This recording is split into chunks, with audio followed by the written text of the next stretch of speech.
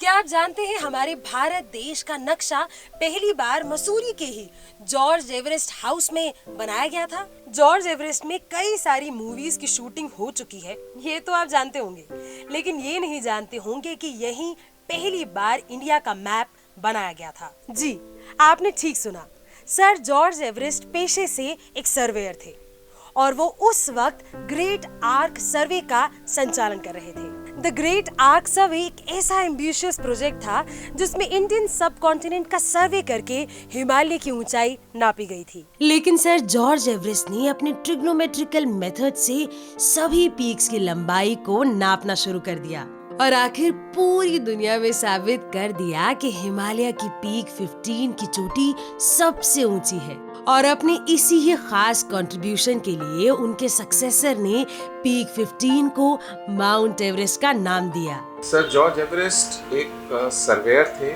और उन्होंने अपनी पूरी लाइफ डेडिकेट करी सर्वे ऑफ इंडिया को और नक्शे बनाने के लिए।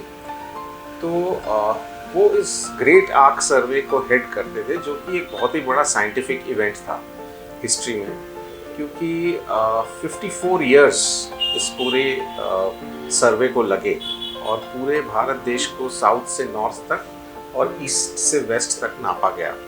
देहरादून से ये सर्वे बहुत जुड़ा हुआ है, क्योंकि जो ग्रेट आर्क जिसको बोलते हैं, तो ग्रेट आर्क को बनाने के लिए एक बेस लाइन होती है और बेस लाइन से आर्क बनाया जाता है हिमालय तक। तो आखिरी जुनून जॉर्ज एवरेस्ट का यही था कि वो हिमालय की हाइट को नापना चाहते थे। अब उस आर्क को बनाने के लिए उन्होंने देहरादून दून घाटी में वो अपने 9 पॉइंट्स चूज किए कि इन 9 पॉइंट से मैं आर्क बनाऊंगा।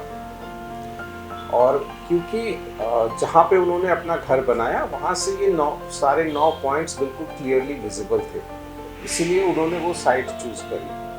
तो आप देखेंगे कि देहरादून में जो इंडियन मिलिट्री एकेडमी के पास जो टी एस्टेट है उसका नाम भी आर्केडिया है। तो आर्केडिया का नाम भी उसी से पड़ा, क्योंकि वो बेस लाइन थी, वो इतना बड़ा फ्लैट लैंड हिल्स के पास सिर्फ आर्केडिया में था। तो द ग्रेट आर्क से आर्केडिया का नाम था। सर जॉर्ज एवरेस्ट ने 19वीं शताब्दी में अपना घर और ऑब्जर्वेटरी यहाँ हाथी पाँव में बनाया, क्योंकि यहाँ से मोस्टली गढ़वाल की पीक्स दिखा करती थी। आज भी जॉर्ज एवरेस्ट से दून और यमुना वैली का व्यू क्या कमाल दिखता है। हाल ही में उत्तराखंड टूरिज्म ने जॉर्ज एवरेस्ट हाउस को रेनोवेट भी किया है।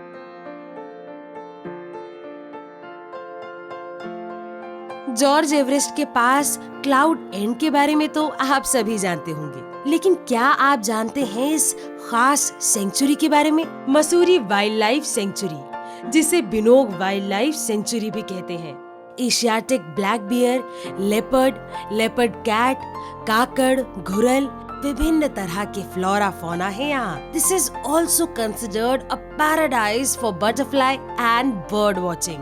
ये उत्तराखंड की सबसे छोटी सेंचुरी है। ऑल्सो केम्प्टी फॉल का उद्गम यही बिनोग वाइल्ड लाइफ सेंचुरी से होता है। वहीं जॉर्ज एवरेस्ट की दूसरी ओर एक और बड़ी ही खास जगह है, दलाई हिल्स। लेकिन क्या आप जानते हैं दलाई हिल्स का नाम बौद्धिस्ट गुरु दलाई लामा जी के नाम पर रखा गया है।